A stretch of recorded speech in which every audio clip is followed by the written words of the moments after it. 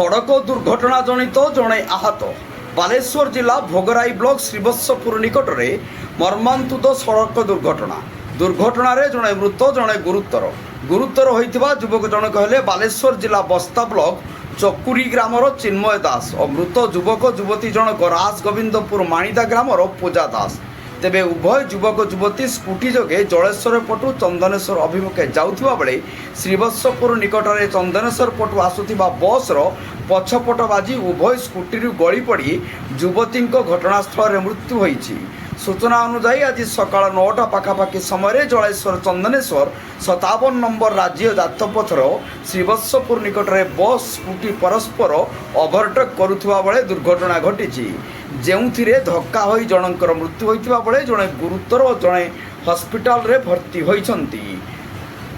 बालियापालरू Jyotiraditya पात्रଙ୍କ report Janata express.